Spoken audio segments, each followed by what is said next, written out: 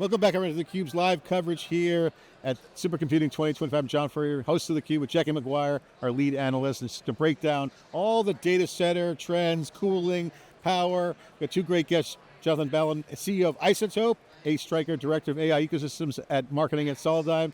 Jonathan, welcome back to theCUBE. You're a CUBE alumni. Ace, you're a pro now. Thanks for coming on. Thank you. Thanks for having me back, John. We didn't even give Ace a break. You guys are doing great work. Describe what you guys are doing. You got the precision cooling solution. Talk about what you guys do. Yeah, so we have been really anticipating this moment that we're in right now with so much heat being generated in the data center. We're really focused on three problems that the AI industry is facing. One is, how do you get the compute as close to the data as possible? The second is, how do you cool that compute without using any water? And the third is, how do you do so using just an extraordinarily less amount of power? Those three issues seem to be just dominating the headlines, and we solve all three of them. Power and cooling has been around for a while, so the energy discussion is great.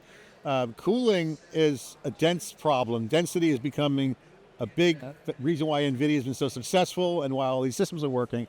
How does the density piece fit into it, and how does it all work for you guys? Yeah, so density is a key issue. So, you know, the industry has evolved from this place where everything was cooled with air. And of course, that was a burning platform, particularly as NVIDIA and others were increasing the thermal demands on the data center with increasingly, higher performance chips. And so the industry over the last couple of years has been adopting these cold plates to focus on the hottest part of the server, which of course is the GPU, which works extremely well. The challenge is that the rest of the IT in the data center, the power supply, the network, the storage, all of these other things are also increasing in heat proportionally with that compute. And the air that cools the rest of that IT is struggling to keep up. And we're going to reach a point in a couple of years where it will no longer be sufficient. And that's where Iceotope comes in. We're really close to that right now, right? We're very close to that. So and you can correct me if I'm wrong, so originally data centers, we had lots of mechanical cooling with chillers, and then we realized, okay, but if we build them in places that are cold and dry, we can do just evaporative cooling, right? So we got away from chillers, everybody started doing evaporative. But then it was like, oh no, now we have to build chillers in places that are humid, so we can't use evaporative cooling. So we've kind of been on this seesaw, and now I've heard, you've got 3-4 chillers linked together and you still can't get the water cold enough to create the mechanical cooling that you need, right? So we're pretty much at that tipping point right now, right? And then the more we pack into these AI racks, the more heat they produce, to your point. So how do you see liquid cooling kind of fitting into this as we continue to evolve in density? Well, we've been at this for a decade, and we've been working with hyperscalers and silicon companies during that period of time to develop this portfolio of technology in anticipation of this moment. And we had some fundamental principles that we held in place, and one of them was, imagine a future where we would have no forced air, and in that environment, of course, you don't need cold air because there is no air. And also in that environment, how do we imagine one where there's no need for water? So when you design around those core principles, you eliminate a lot of the things that you're talking about. And so in the solution that we have, we don't need any incremental water. The water that we use is circulated through the facility water loop, and it just recirculates. And the water that we use is actually high temperature water. So it can be as high as 55 degrees Celsius when it comes into the IT stack. And the power reduction, because we're not cooling the air, we reduce the amount of power necessary by over 80%. It's very significant. That's a huge point, because most people think about cooling as keep everything cool so it doesn't fail. You guys actually are talking about performance increases with that, because what you just said, if you lower the power. Yeah, that's right. So talk about that dynamic, because most people think, hey, just keep it running. Yeah, and you talked about density, and I want to get back to that question as well. But when we talk about performance, so there's throttling is of course going to take place if the entire IT is at risk of frying the server. So you're going to throttle your compute if those other components that we talked about start getting too hot.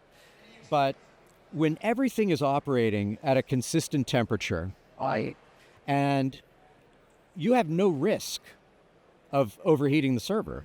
And what that means is, if right now GPUs are operating on average 60, 70, maybe in best case scenarios, they're operating at 80% utilization. If I can come in and tell a data center operator that you can operate at 100% utilization, in fact, we have customers that are overclocking at all times with zero risk of overheating. That difference that's a CapEx opportunity of incremental, compute that's just sitting there waiting to be operationalized. It's also addressing some of the regulatory issues we're seeing, right? So you're now seeing communities push back on power use, on water use. And so as hyperscalers are looking to expand and build more data centers, I'd imagine that not needing billions of gallons of water every day, not needing additional watts and watts of power is probably going to really open up the number of places that these can be built, right? Well, that's true, and especially when you start seeing communities rejecting some of these proposals to put large data centers in that environment. But also we're seeing it's not just with the hyperscalers, but you're seeing this spread of compute moving out to the edge, right? So of course the conversation largely focuses on the hyperscalers and these massive builds because that's where the action is. But whether it's a telco environment or it's putting compute on the edge of a Formula One race or in a genomics research lab, we're seeing people want to take compute, whether it's for sovereignty reasons, for latency reasons, whatever, and bring it as close to the source of that data as possible because it's edge inference capability. And in those environments where, we don't have a fan, there's no noise. So imagine running a high performance compute node at the edge, like in your lab, silently. Yes, it's you can read a book. It's a paradigm shift. Talk about the relationship with Solidigm, because I've seen demos of their product when before it came out. They're kind of purpose-built to help you guys out. Talk about the relationship between how their hardware design on the SSDs works for you. Absolutely. So, I mean, if you think with these design principles in mind and you fast forward to a world not too distant future where we're building, 600 kilowatt, megawatt plus racks that are 100% liquid cooled, data centers that are going to be built in that 2027, 2028 timeframe will not have air built into the architecture. Everything in the IT stack will need to be liquid cooled, including the storage. And so we've been working with Solidigm to build high density, 100% liquid cooled storage solutions. And so the partnership that we've built is perfect for this. And Solidigm is ahead of the pack in terms of anticipating this moment so that their portfolio will be ready for that future. And we actually have products in development today that customers can deploy in those some of those edge use cases that we talked about and be ready for and anticipate the high scale edge high use density. cases as in edge use cases as in terms of design of data centers, or edge like the network edge, or both. Yeah, both. Yeah, Ace, how does Solidigm think about this? So how do you think about, and how do you partner when you're partnering with other companies to kind of try to think ahead 3 years? Like if you had asked me 3 years ago, you said you've been predicting this for 10 years, but if you had asked me 3 years ago what this partnership should look like, I probably would have told you the wrong thing, right? So how do you think about that as you're building partnerships into the future about where AI is going and how liquid cooling plays into that? Yeah, it's very important to find partners like Iceotope that have the same mentality in terms of skating to where the puck is going to be, right? The reality is, if you're shopping today for an AI compute server, even if it's a quote-unquote liquid-cooled server, there's going to be fans in the box still for one reason, and that's to cool the storage. The storage is sort of the last holdout, right, in terms of the key components that are not attached to the same sort of cooling infrastructure as everything else. And that's because it's been good enough up to this moment in time for PCIe Gen 4 and Gen 5 devices where you're pulling maybe 20 or 25 watts per SSD, Air can keep up for the most part, right? But as you look ahead to Gen 6, which is going to be adopted in big numbers going into 26, and Gen 7 beyond, well, you might be talking about a 40, 50, 60 watt power budget per SSD. It's a very different proposition, and all of a sudden, Air is no longer sufficient, right? And so it's sort of a delayed transition, but it's a similar transition to what we saw with the compute resources. The CPUs and GPUs are liquid cooled now by necessity. Storage is moving in that direction next, right? Because the last thing you want is throttling on your SSDs. We've taken some measurements in our lab. What we've seen is, you can run an SSD as hot as about 77 degrees Celsius before it starts to throttle. Mm-hmm. But at that moment, you lose half your data throughput. And if you're not able to bring the temps down, you go up to 79, all of a sudden you've lost almost all of the ability to get data out of those drives. And so those are GPUs that are essentially starving for data at that point, right? If the SSD thermals aren't managed properly. What's the throttle? Is it data or heat or both? What's that throttle? It's based on heat. It's based on the temperature of the heat generating components, the ASICs and the controller on the board, yeah. And so there's throttle steps built into the firmware of most of these devices that will say, all right, we got to pull the e-brake now before this thing melts, right? Which, folks wonder, okay, well, how big of a deal is it really if my storage devices get hot? But when you start to sort of explore the relationship between the storage thermals and the GPU utilization, which is a metric that a lot of folks measure and pay very close attention to, right? It's a lot easier to understand the impact there. And we actually just did this survey. I kind of looked across, there's an industry consortium called ML Commons that publishes AI benchmarking data, and they've got a storage test that gives you two metrics when you run it. One is the bandwidth, the throughput of the data coming out of the storage subsystem. The other is how many GPUs can you keep busy. Mm-hmm. And when you chart all the results, 150 different results from across the industry, a bunch of different companies, it's an extremely linear relationship. Mm-hmm. In other words, you can't really squeeze more GPU utilization out of the system without increasing your storage bandwidth at the same rate, right? And if you're throttling, it's going to hurt both of those axes. You're going to end up taking a hit to your bottom line, sort of business metrics that you care about in AI, things like tokens per second and this kind of stuff. And so once you kind of connect those dots, it becomes it's a little easier to explain, where we're headed with storage and why it's so important to be, as you say, thinking 3 years ahead on this stuff. Jonathan, on your deep dive, talk about the business side of it, because you mentioned some of the technology you're doing. What are some of the real world deployments right now? What are you seeing today in terms of real world examples? What are some of the ROIs? You mentioned some of that CapEx numbers. That's a huge value, obviously, to get that kind of GPU utilization. Yeah. How do deployments look like? Yeah, so deployments, I would say, really break down into a couple of categories. So the hyperscaler market is something that we will intercept with a technology portfolio that we're in development with OEMs and partners with Solidigm today that will intercept in the 2027 timeframe. The portfolio that we have today are, for example, we launched something yesterday called the KulBox. This is a fully integrated, it's a KulBox. It's a fully integrated single SKU.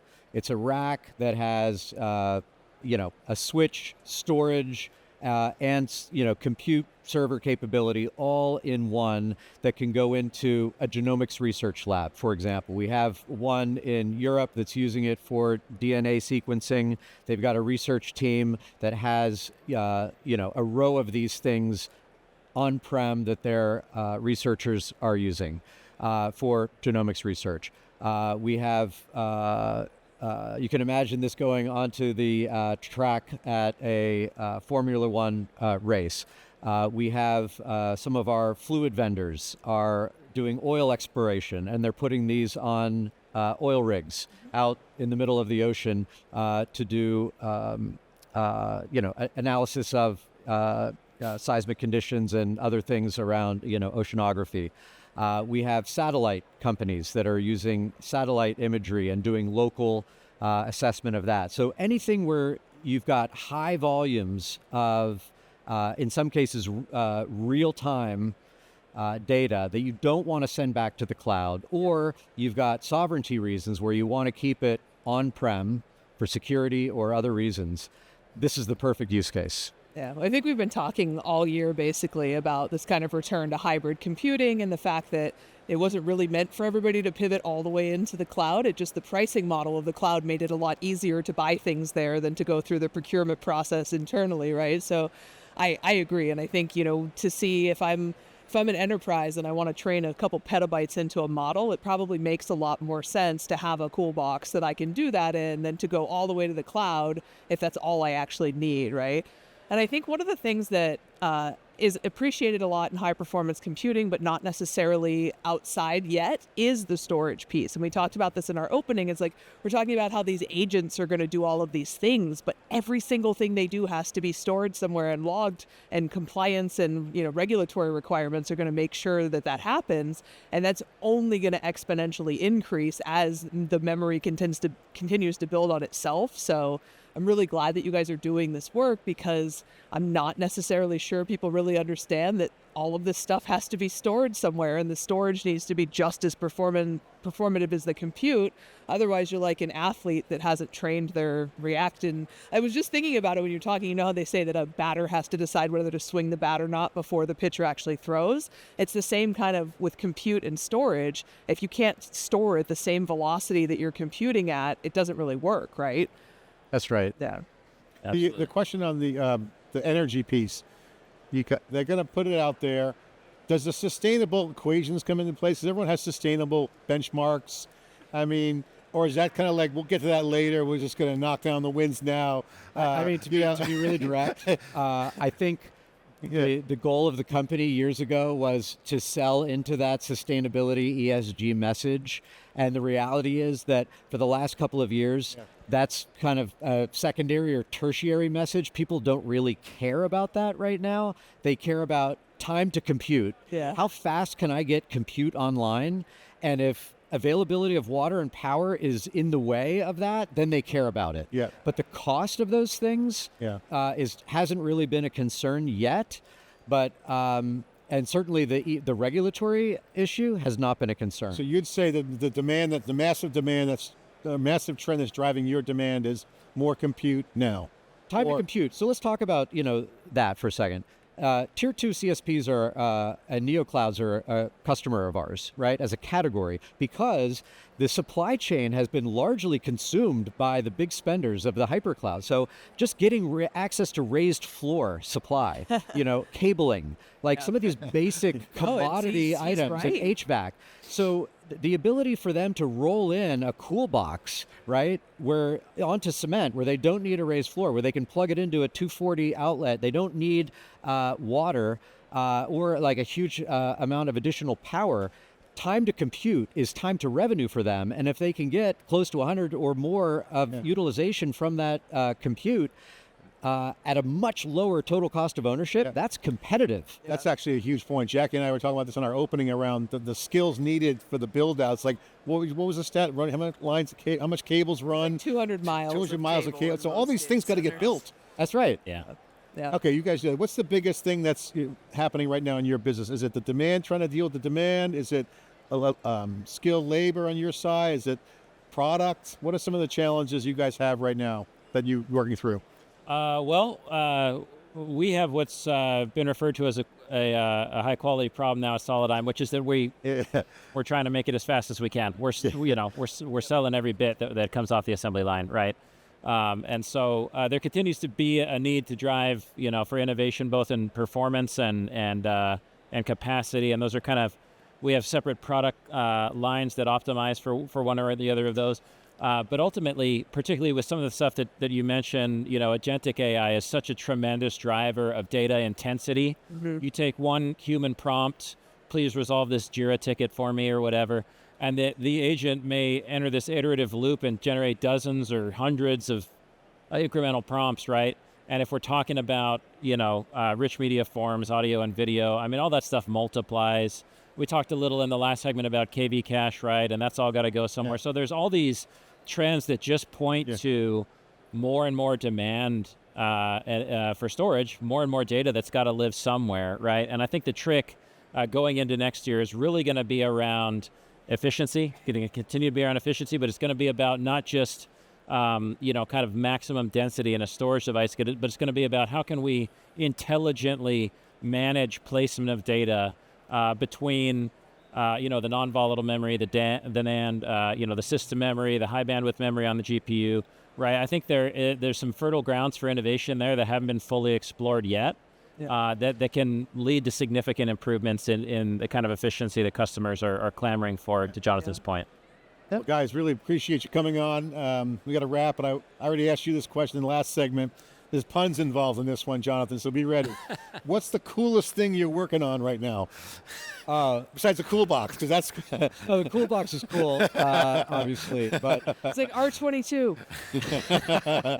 I would say the coolest thing we're working on is the power supply to support these 1 megawatt racks, and doing 100% liquid cooled power supply to enable what NVIDIA is driving for the future, I think is just really extremely interesting from a technology point of view, but also what it unlocks for the industry is probably the funnest thing that we're working on. Awesome. AI scale requires radical thinking and execution. Thanks for coming on. Congratulations on success. Thanks for coming on. Appreciate it. I'm Jeff Furrier with Jackie McGuire here live here at Supercomputing. We'll be right back after this short break.